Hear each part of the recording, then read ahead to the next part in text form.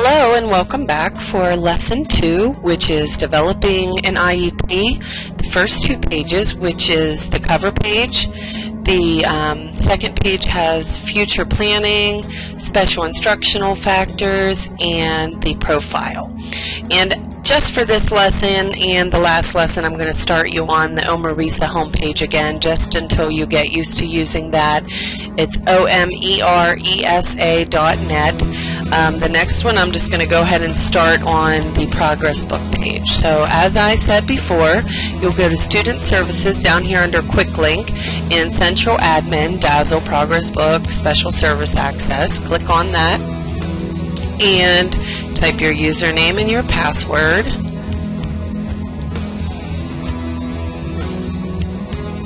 And last time we went to Gradebook. This time we're going to go to Special Services, and I'm going to show you how to start an IEP.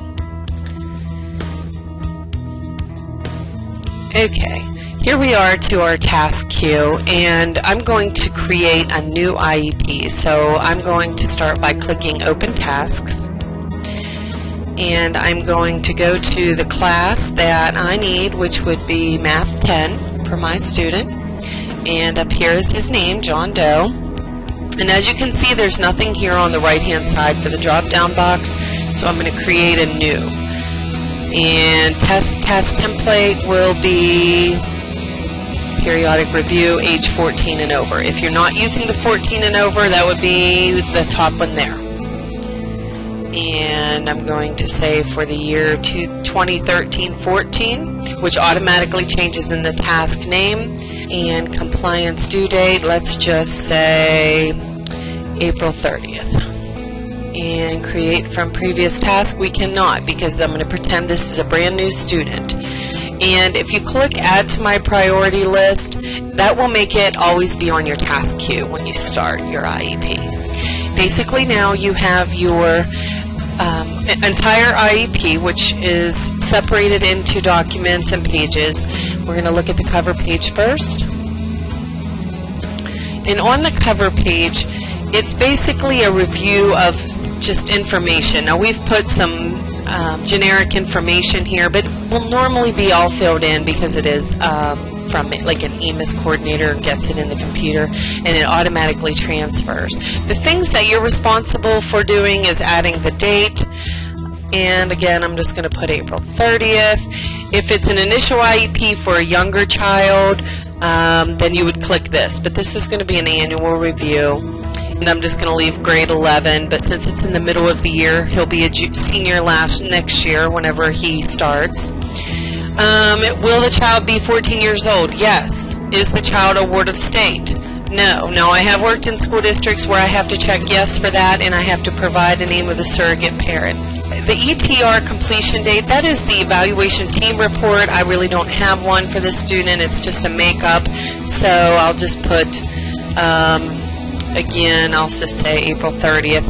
And that works for 3 years, so that will expire April, 3 years minus 1 day, 2015. And the same goes for your IEP. Next one here is your IEP effective dates.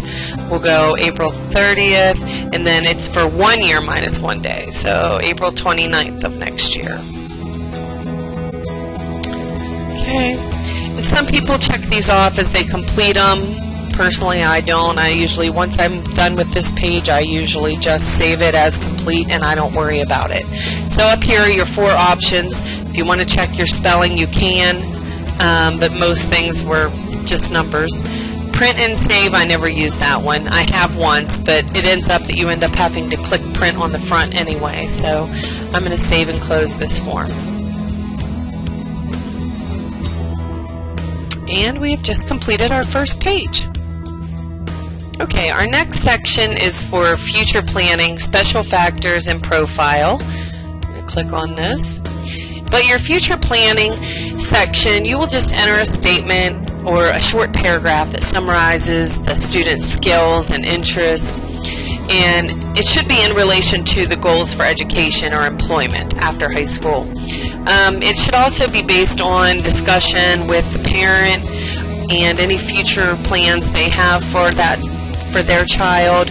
I have at times put some things the child likes to do in their spare time, but you can also do that down in the profile as well.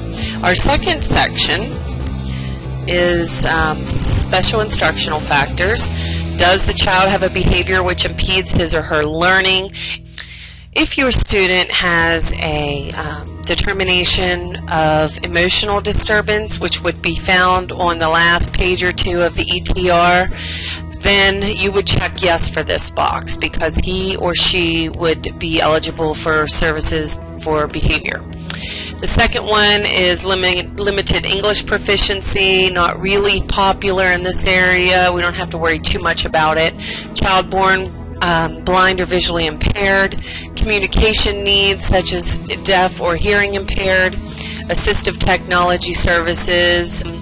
If you have a student that needs a special machine to communicate, you would click yes, or if a child is receiving speech, you would click yes.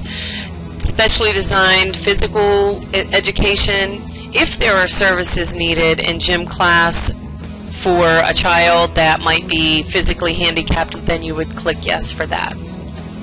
Your section 3 down here is your child's profile. This section is designed to provide a big picture of the child or summarize the child's strengths and weaknesses and include the background information about the child, any concerns of the parent for the education, any relevant medical or safety information that would not be included in the present levels of academic achievement, which will be further into the IEP, functional performance, that as they don't relate to the child's goals. Some of this information you can get from the ETR.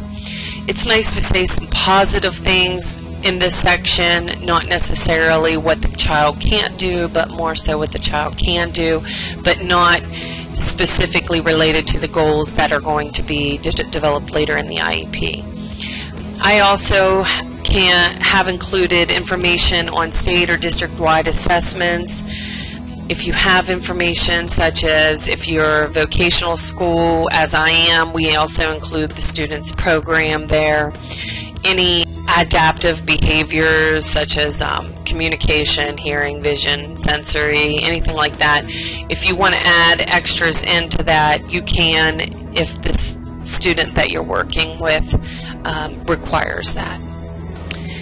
And I think that's about it for the child's profile. I also have sometimes included the grades in there up to date. Lastly, I wanted to mention that for preschoolers, there are special inclusions that I'm not going into for this instructional video, but you can find those under the annotations for the new IEP/PR07 form, and that can be found under the links in your homepage. I hope this has been helpful, and you can find future instructions on the next lesson. Thank you.